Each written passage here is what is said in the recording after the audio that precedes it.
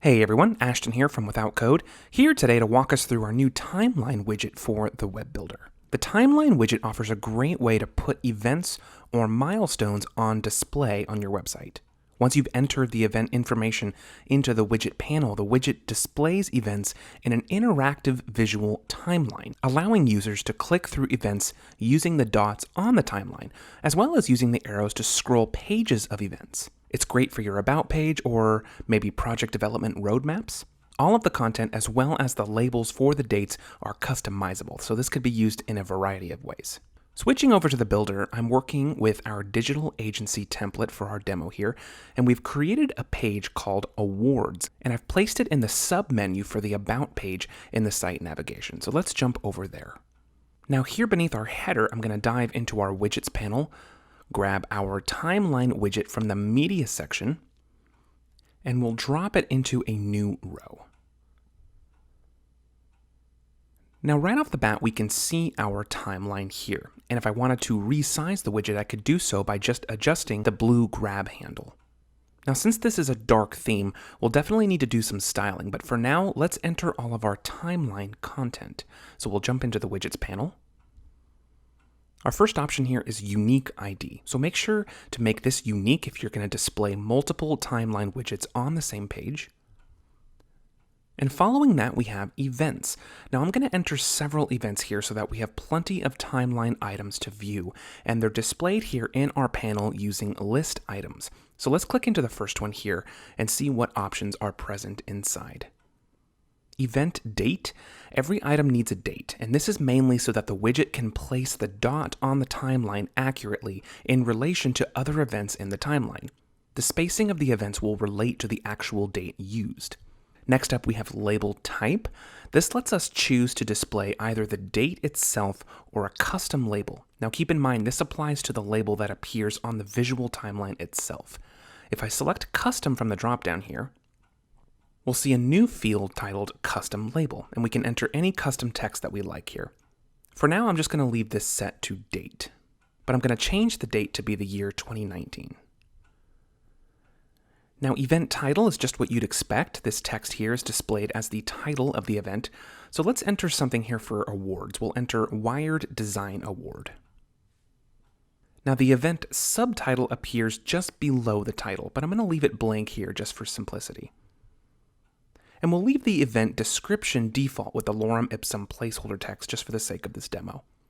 But I would like to have like 6 events here in our timeline for the demo, so I'm going to really quickly enter 5 more awards by adding list items. So we'll just do some fake awards here, one for each month. So we'll add a second one here, and we'll make it for February 2019. And we'll title it TechCrunch Achievement Award. And we'll go ahead and delete the subtitle just as before. Now for our third one, let's name it G3 Conference Best Presenter for March. For our fourth one, we'll do PC Mag Design Award for April 2019. For number 5, we'll do Designer of the Year, Mac Life, in May.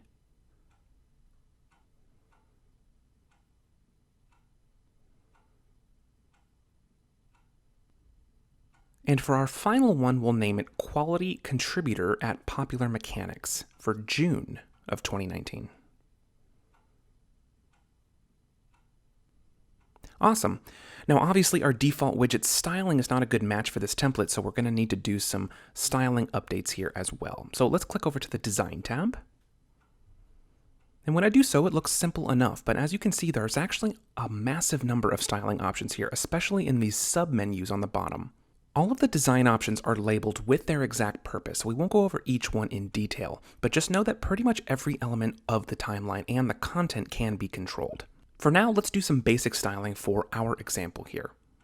We have widget background, and we could set the background to a solid color like white, but it looks pretty nice as transparent on this dark background, so we'll go ahead and leave it transparent. I want to jump down here to content styling. For title, we'll change the font to Montserrat to match this template. We'll set the font size to 30. And for color, we'll use the light gray option that we have in our saved colors here. And let's jump down here to description. We probably don't need to change much here, but we'll set the color to the same light gray. And things are already looking a lot better, but we'll need to make a few more changes to the timeline itself to make it match the brand colors here on our theme. You can see down here in the timeline styling menu that we've got a ton of style settings here. And we could really fine tune the details here, but for now I'll keep things really simple and we'll just change all of these orange dot color settings to the pinkish purplish color that we have here in our theme.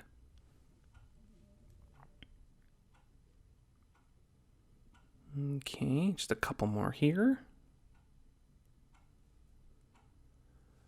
All right, there we go.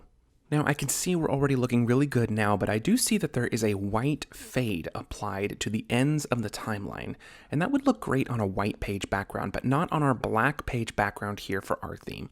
So here for timeline end gradient color at the bottom of the timeline styling options, we're going to go ahead and set that to black. Perfect. Let's go ahead and give all of this a preview. And we're looking really good, and this timeline is now here on our page as a great way to show off all the awards and achievements for this page.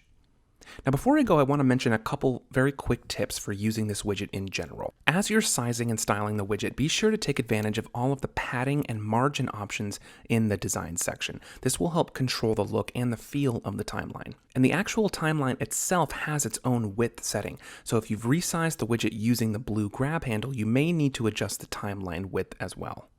Also, the positioning of the dots on the timeline are calculated based on the actual date that you enter in the content section.